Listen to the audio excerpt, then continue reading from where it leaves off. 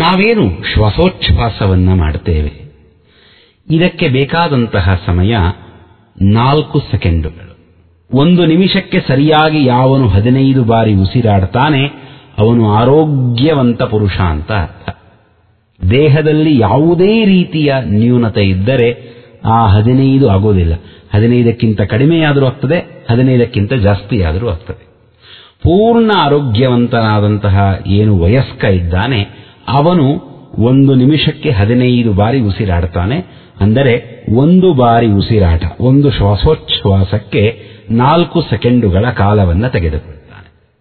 ಷಡ್ಭಿ ಪ್ರಾಣೈಹಿ ವಿನಾಡಿ ಸ್ಯಾತ್. ಈ 6 ಶ್ವಾಸೋಚ್ಛ್ವಾಸಗಳ ಸಮಯವೇನಿದೆಯಲ್ಲ ಇದನ್ನ 1 ವಿಘಳಿಗೆ, 1 ಫಳ ಅಂತ ಹೇಳಿ ಕರೀತಾರೆ. ಪಂಚಾಂಗದಲ್ಲಿ ಗಳಿಗೆ ಫಳಗಳು ಅಂತಾರಲ್ಲ, ಆ ಫಳ ಅಂದರೆ ಎಷ್ಟು? 6 ಶ್ವಾಸೋಚ್ಛ್ವಾಸಗಳ ಸಮಯ, ಅಂದರೆ 24 ಸೆಕೆಂಡುಗಳ ಸಮಯ.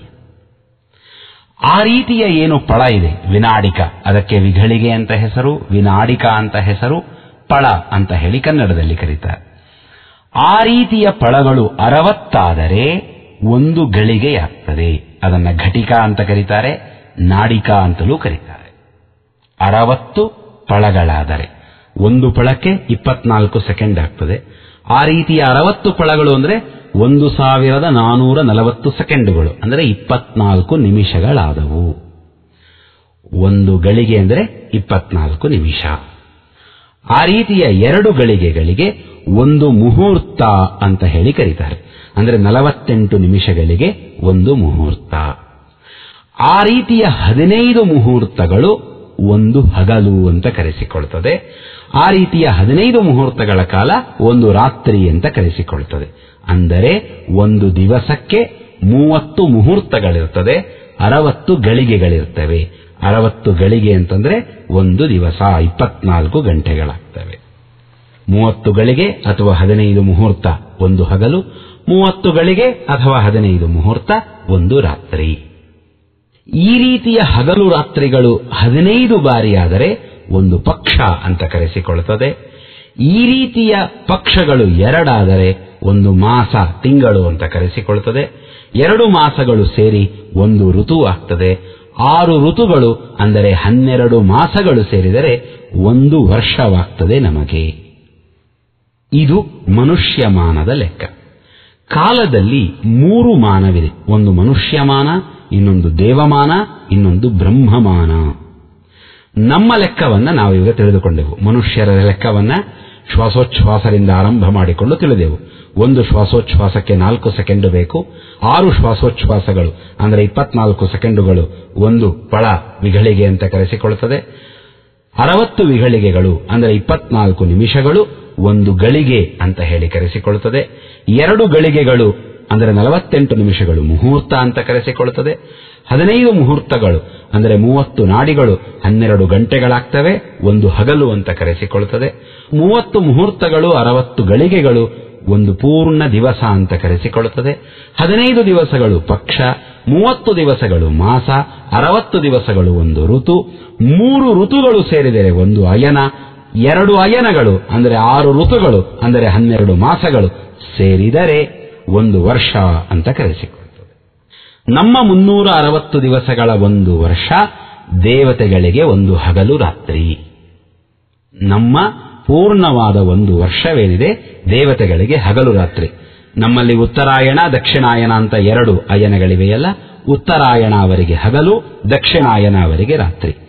ದೈತ್ಯರಿಗೆ ಅದೇ ವಿಪರೀತ. ದಕ್ಷಿಣಾಯನದಲ್ಲಿ ಅವರು ಎಚ್ಚರವಿರ್ತಾರೆ, ಉತ್ತರಾಯಣದಲ್ಲಿ ಅವರು ಮಲಗಿರ್ತಾರೆ. ದೇವತೆಗಳ ದೈತ್ಯರ ಮಾನ ಒಂದೇ, ಆದರೆ ಉತ್ತರಾಯಣವನ್ನು ಹಗಲನ್ನಾಗಿ ಮಾಡಿಕೊಂಡು ದೇವತೆಗಳಿದ್ದರೆ ಉತ್ತರಾಯಣದಲ್ಲಿ ಮಲಗಿರ್ತಾರೆ, ರಾತ್ರಿಯನ್ನಾಗಿ ಮಾಡಿಕೊಂಡು ದೈತ್ಯರು. ಅಷ್ಟು ವ್ಯತ್ಯಾಸವಿರ್ತದೆ. ಸುರಾಸುರಾಣಾಮನ್ಯೋನ್ಯ ಮಹೋರಾತ್ರಂ ವಿಪರ್ಯಯ ತಚ್ಛಷ್ಟಿ ಷಡ್ಗುಣಾ ದಿವ್ಯಂ ವರ್ಷಮಾಸುರಮೇವಚ. ನಮ್ಮ 1 ವರ್ಷ ದೇವತೆಗಳಿಗೆ 1 ಹಗಲು ರಾತ್ರಿಯಾಗ್ತದೆ. ನಮ್ಮ 360 ವರ್ಷಗಳು ದೇವತೆಗಳಿಗೆ 1 ವರ್ಷ. ಶ್ರೀಮದಾಚಾರ್ಯರು ಹೇಳಬೇಕು, ಮನುಷ್ಯಮಾನಾತ್ರಿಶತಂ ಸಷಷ್ಟಿಕಂ ದಿವೌಕಸಾಮೇಕ ಮುಷಂತಿ ವತ್ಸರಂ. ಸ್ವರ್ಗದಲ್ಲಿರುವಂತಹ ದೇವತೆಗಳಿಗೆ ನಮ್ಮ 360 ವರ್ಷಗಳು 1 ವರ್ಷವಾಗ್ತದೆ. ಇದು ಎರಡನೆಯ ದೇವಮಾನ. ಇನ್ನು ಬ್ರಹ್ಮಮಾನವಿದೆ, ಅರ್ಥಾತ್ ಚತುರ್ಮುಖ ಬ್ರಹ್ಮದೇವರ ಲೆಕ್ಕದಲ್ಲಿ ಕಾಲಗಣನೆ. ಏನು ದೇವತೆಗಳ 1 ವರ್ಷವಿದೆ, ನಮ್ಮ 360 ವರ್ಷಗಳು, ಆ ದೇವತೆಗಳ ಲೆಕ್ಕದಲ್ಲಿ 12,000 ವರ್ಷಗಳು ಆದರೆ 4 ಯುಗಗಳು ಆಗ್ತವೆ. ತದ್ವಾದಶ ಸಹಸ್ರಾಣಿ ಚತುರ್ಯುಗ ಮುದಾಹೃತಂ. ದೇವತೆಗಳ ಲೆಕ್ಕದಲ್ಲಿ 12,000 ವರ್ಷಗಳು, ನಮ್ಮ ಲೆಕ್ಕದಲ್ಲಿ 43,20,000 ವರ್ಷಗಳು ಒಂದು ಮಹಾಯುಗ ಅಂತ ಹೇಳಿ ಕರೆಸಿಕೊಳ್ತವೆ. ಯುಗಗಳು 4 ಕೃತಯುಗ, ತ್ರೇತಾಯುಗ, ದ್ವಾಪರಯುಗ, ಕಲಿಯುಗ ಅಂತ ಹೇಳಿ. ಈ 4 ಯುಗಗಳ ಒಟ್ಟು ಪರಿಮಾಣ ಎಷ್ಟು? 43,20,000 ಮನುಷ್ಯ ವರ್ಷಗಳು ಅಥವಾ 12,000 ದೇವತೆಗಳ ವರ್ಷಗಳು. ದೇವತೆಗಳ ಲೆಕ್ಕದಲ್ಲಿ 12,000, ನಮ್ಮ ಲೆಕ್ಕದಲ್ಲಿ 43,20,000 ವರ್ಷಗಳು. ಈ 43,20,000 ವರ್ಷಗಳ ಏನು ಮಹಾಯುಗ ಅಥವಾ ಚತುರ್ಯುಗ ಅಂತ ಇದೆ, ಇದು 1,000 ಬಾರಿ ಆವೃತ್ತವಾದರೆ, ಅಂದರೆ 432 ಕೋಟಿ ವರ್ಷಗಳಾದರೆ ಬ್ರಹ್ಮದೇವರಿಗೆ 1 ಹಗಲು. ಬ್ರಹ್ಮದೇವರಿಗೆ 1 ಹಗಲು.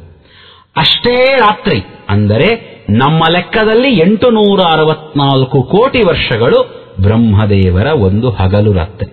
ಇನ್ನೂ ಸುಲಭವಾಗಿ ತಿಳಿಬೇಕು ಅಂದರೆ ನಮ್ಮ ಲೆಕ್ಕದಲ್ಲಿ 1,00,000 ವರ್ಷಗಳು ಬ್ರಹ್ಮದೇವರಿಗೆ 1 ಸೆಕೆಂಡ್. 1 ಸೆಕೆಂಡ್. ನಮ್ಮ ಲೆಕ್ಕದಲ್ಲಿ 60 ಲಕ್ಷ ವರ್ಷಗಳು ಬ್ರಹ್ಮದೇವರಿಗೆ 1 ನಿಮಿಷ. ನಮ್ಮ ಲೆಕ್ಕದೊಳಗೆ 36 ಕೋಟಿ ವರ್ಷಗಳು ಬ್ರಹ್ಮದೇವರಿಗೆ 1 ಗಂಟೆಯಾಗ್ತದೆ. ಚತುರ್ಯುಗ ಸಹಸ್ರಾಣಿ ಬ್ರಹ್ಮಣೋ ದಿನ ಮುಚ್ಯತೆ. ಬ್ರಹ್ಮದೇವರ 1 ದಿವಸ ಅಂದರೆ 864 ಕೋಟಿ ವರ್ಷಗಳು. ಆ ರೀತಿಯ 360 ದಿವಸಗಳಾದರೆ ಬ್ರಹ್ಮದೇವರಿಗೆ 1 ವರ್ಷ. ಅಂದರೆ ನಮ್ಮ ಲೆಕ್ಕದಲ್ಲಿ 31,104 ಕೋಟಿ ವರ್ಷಗಳು ಬ್ರಹ್ಮದೇವರಿಗೆ 1 ವರ್ಷ ಅಂತ ಕರೆಸಿಕೊಳ್ಳುತ್ತದೆ. 31,104 ಬರೀರಿ, ಅದರ ಮುಂದೆ 8 ಸೊನ್ನೆಯನ್ನು ಬರೀರಿ. 31,104 ಕೋಟಿ ವರ್ಷಗಳು. ಇದು ಬ್ರಹ್ಮದೇವರ 1 ವರ್ಷ. ಈ ರೀತಿಯ 100 ವರ್ಷಗಳಾದರೆ, ಅಂದರೆ 31,10,400 ಕೋಟಿ ವರ್ಷಗಳಾದರೆ ನಮ್ಮ ಲೆಕ್ಕದಲ್ಲಿ ಬ್ರಹ್ಮದೇವರ 100 ವರ್ಷ. ಬ್ರಹ್ಮದೇವರು ಹುಟ್ಟಿ ಬ್ರಹ್ಮದೇವರ ದೇಹನಾಶವಾಗುವವರೆಗಿನ ಸಮಯ, ಸ್ಥಿತಿಯ ಕಾಲ.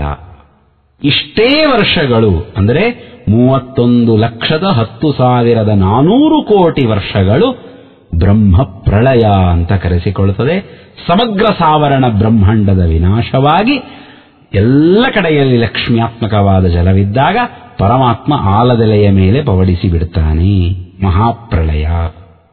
ಏನು ಈ ಸಮಗ್ರ ಬ್ರಹ್ಮಾಯುಷ್ಯವಿದೆಯಲ್ಲ, 31,10,400 ಕೋಟಿ ವರ್ಷಗಳಿದೆಯಲ್ಲ, ಬ್ರಹ್ಮದೇವರ 100 ವರ್ಷ, ಅಷ್ಟೇ ರಾತ್ರಿ. ಇವೆರಡೂ ಕೂಡಿದರೆ ಪರಮಾತ್ಮನಿಗೆ 1 ನಿಮೇಷವೂ ಅಲ್ಲ. ನಿಮಿಷ ಅಲ್ಲ, ನಿಮೇಷವೂ ಅಲ್ಲ. ನಿಮೇಷ ಅಂದ್ರೆ ಕಣ್ಣಿನ ರೆಪ್ಪೆ ಮೇಲಕ್ಕೆ ಹೋಗಿ ಕೆಳಗೆ ಬರುವಷ್ಟು ಸಮಯ. ಇವತ್ತಿನ ಲೆಕ್ಕದಲ್ಲಿ 0.17 ಸೆಕೆಂಡ್ಸ್.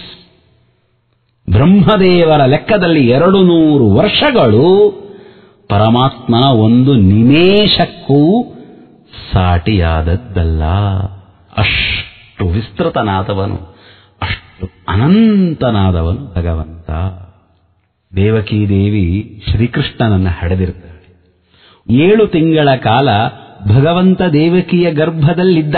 ಗರ್ಭವಾಸದ ದುಃಖವಿಲ್ಲ ಭಗವಂತನಿಗೆ, ಆದರೆ ತಾನು ತನ್ನ ಇಚ್ಛೆಯಿಂದ ಬಂದು ದೇವಕಿಯ ಗರ್ಭದಲ್ಲಿದ್ದ. ಎಲ್ಲ ಮನುಷ್ಯ ಸ್ತ್ರೀಯರ ಹಾಗೆ ದೇವಕೀದೇವಿ ಹಡಿತಾಳೆ. ಭಗವಂತ ಸಶಂಖ ಚಕ್ರಾಬ್ಜ ಗದಸ್ಸದೃಷ್ಟ. ಆ ಕಂಸನ ಕಾರಾಗೃಹದಲ್ಲಿ ಶಂಖ ಚಕ್ರ ಗದಾಧಾರಿಯಾಗಿ ಆವಿರ್ಭೂತನಾಗ್ತಾನೆ.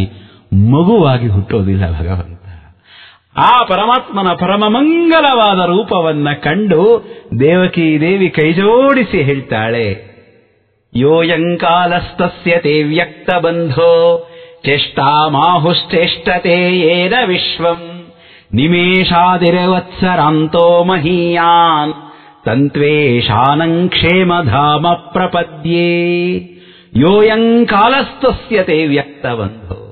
ನಿಮೇಷದಿಂದ ಆರಂಭ ಮಾಡಿ ವತ್ಸರದವರೆಗೆ ಕೊನೆಯಾಗುವಂತಹ ಏನು ಈ ಕಾಲ ಇದೆಯಲ್ಲ, ಕಂಡ್ರೆಪ್ಪೆಯನ್ನು ಮಿಟಿಕಿಸುವುದು 1 ನಿಮೇಷದ ಸಮಯ, 2 ನಿಮೇಷಗಳಾದರೆ 1 ತ್ರುಟಿ, 2 ತ್ರುಟಿಗಳಾದರೆ 1 ಲವ, 4 ಲವಗಳು ಸೇರಿದರೆ 1 ಕಾಷ್ಠ, 30 ಕಾಷ್ಠಗಳ ಸೇರಿದರೆ 1 ಕಲಾ, 15 ಕಲಾಗಳ ಸೇರಿದರೆ 1 ಗಳಿಗೆ, 2 ಗಳಿಗೆಗಳು ಸೇರಿದರೆ 1 ಮುಹೂರ್ತ, 15 ಮುಹೂರ್ತಗಳು ಸೇರಿದರೆ 1 ಹಗಲು, 15 ಮುಹೂರ್ತಗಳು ಸೇರಿದರೆ 1 ರಾತ್ರಿ. ಈ ಅಹೋರಾತ್ರಗಳು 15 ಆದರೆ 1 ಪಕ್ಷ, ಈ ಪಕ್ಷಗಳು 2 ಆದರೆ 1 ಮಾಸ, ಈ ಮಾಸಗಳು 2 ಆದರೆ 1 ಋತು, ಆ ಋತುಗಳು 3 ಆದರೆ 1 ಅಯನ, ಆ ಅಯನಗಳು 2 ಆದರೆ 1 ಸಂವತ್ಸರ. ಈ ಸಂವತ್ಸರಗಳು 43,20,000 ಬಾರಿ ಆವೃತ್ತವಾದರೆ 1 ಮಹಾಯುಗ. ಈ ಮಹಾಯುಗಗಳು 1,000 ಬಾರಿ ಆವೃತ್ತವಾದರೆ ಬ್ರಹ್ಮದೇವರ 1 ಹಗಲು. ಈ 43,20,000 ವರ್ಷಗಳು 2,000 ಬಾರಿ ಆವೃತ್ತವಾದರೆ ಬ್ರಹ್ಮದೇವರ 1 ದಿವಸ.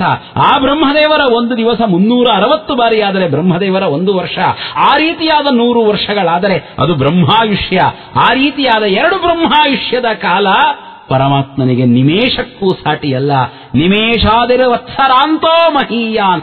ಈ ನಿಮೇಷ, ತ್ರುಟಿ, ಲವ, ಕಾಷ್ಠ, ಕಲಾ, ವಿಘಟಿಕ, ಘಟಿಕ, ಮುಹೂರ್ತ, ಅಹೋರಾತ್ರ, ಪಕ್ಷ, ಮಾಸ, ಋತು, ಅಯನ, ವತ್ಸರ, ಯುಗ, ಮಹಾಯುಗ, ಬ್ರಹ್ಮಾಯುಷ್ಯ ಸಮಗ್ರ ಕಾಲದಲ್ಲಿ ವ್ಯಾಪಿಸಿ ನಿಂತ ಈಶಾನ ಆ ಭಗವಂತ.